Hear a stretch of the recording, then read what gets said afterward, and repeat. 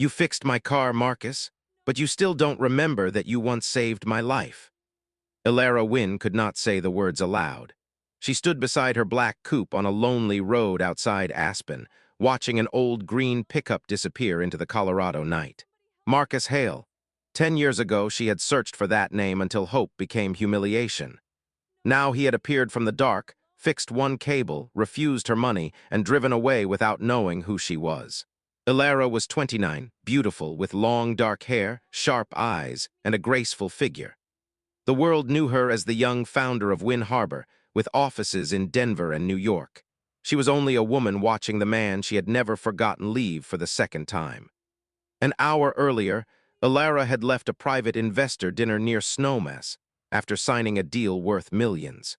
Then her car died where the pine trees swallowed the road. She turned the key again. Nothing. Then headlights appeared behind her.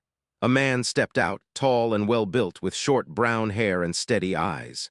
He did not look at her like a rich woman with an expensive car. He looked at her like a human being.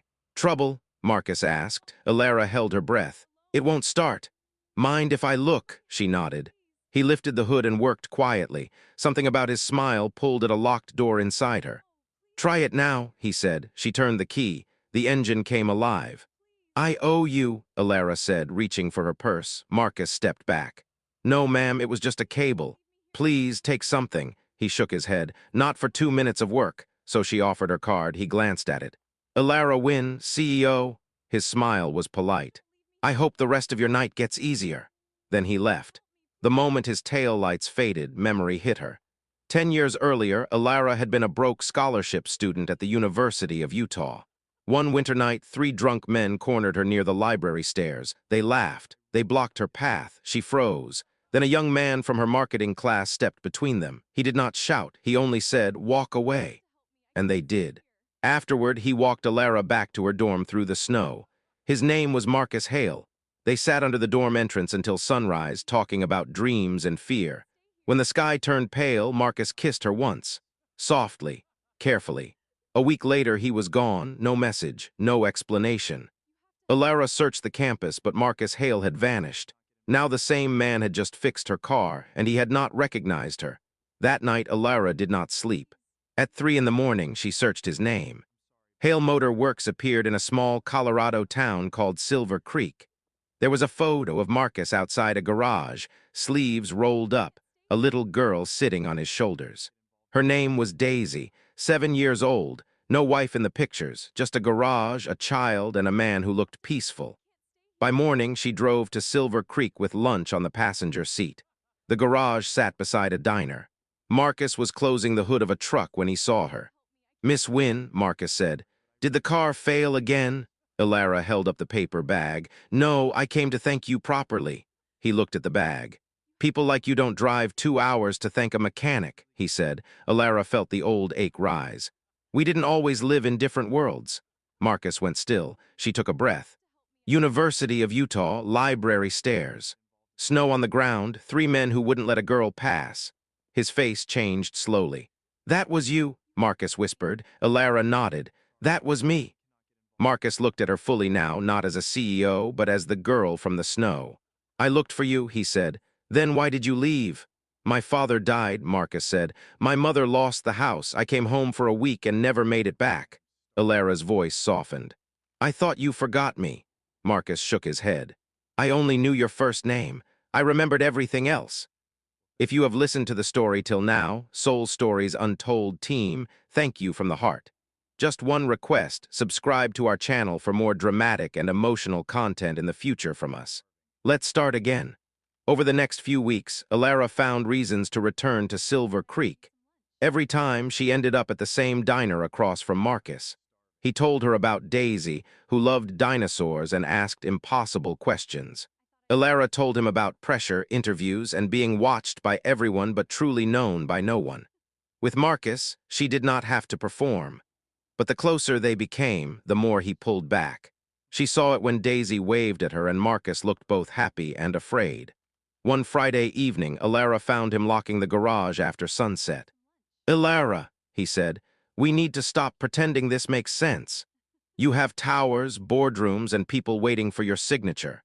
I have overdue bills, a small house, and a daughter who still sleeps with a nightlight.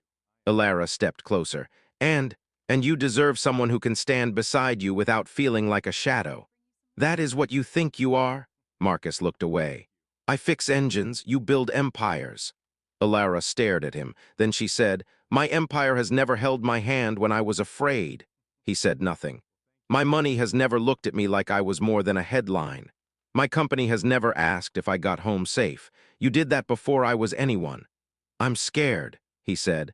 Scared you'll wake up one morning, see this town, this garage, this life, and realize you settled.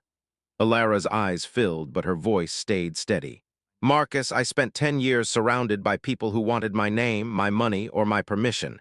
You are the first person who wanted nothing and gave me peace. He whispered, peace is not enough. It is everything when your whole life has been noise. Elara reached for his hand. He let her take it. I don't need a man who matches my bank account, she said. I need someone who knows my heart when the world only knows my name. Marcus closed his eyes. Then the wall was gone. I loved you that night, he said. I was too young to know what to do with it, but I knew it was real. Elara's breath caught. Marcus stepped closer. I never stopped thinking about you. I just buried it because I thought life had taken you from me. Elara whispered, it brought me back. He cupped her face with both hands. The kiss was not rushed. It was something unfinished returning. When they pulled apart, Marcus rested his forehead against hers. I have a daughter, he said. Daisy comes first, always. Elara nodded. She should. I can't leave Silver Creek. I am not asking you to. You would slow down your whole life for this. Elara smiled through tears. No, I would finally start living it. 2 weeks later, Marcus introduced Elara to Daisy at the town library.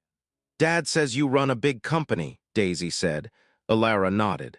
I do. Do you boss people around? Marcus almost laughed. Elara smiled. Only when they need it. Daisy thought about that, then handed her a dinosaur book. Read this page. Dad does the roaring wrong. 3 months later, Elara stood at a school field in Silver Creek, wearing jeans, her long hair loose in the wind. Daisy was playing soccer badly and joyfully. Then Daisy kicked the ball by accident. It rolled into the goal, then she screamed like she had won the World Cup. Elara and Marcus cheered louder than anyone. Daisy ran straight toward them and grabbed Elara's hand. Did you see me? She asked. Elara knelt in the grass. I saw everything. Daisy leaned closer. Can you come next time, too? Yes, Elara said. I would love that. That night, after Daisy fell asleep, Elara and Marcus sat on the porch of his small house. The Colorado sky was full of stars. No cameras, just quiet. Marcus's hand found hers. Do you ever wonder what would have happened if I had stayed? He asked. Elara leaned her head against his shoulder. I used to. But maybe we needed the years. You had to become Daisy's father. I had to become strong enough to know success was not the same as love. Marcus kissed her hair. And now? Elara looked toward the dark road beyond the porch light. Now, she said, we stop losing each other. For the first time in years, Elara was not chasing success or memory. She was sitting beside a man who had fixed more than her car.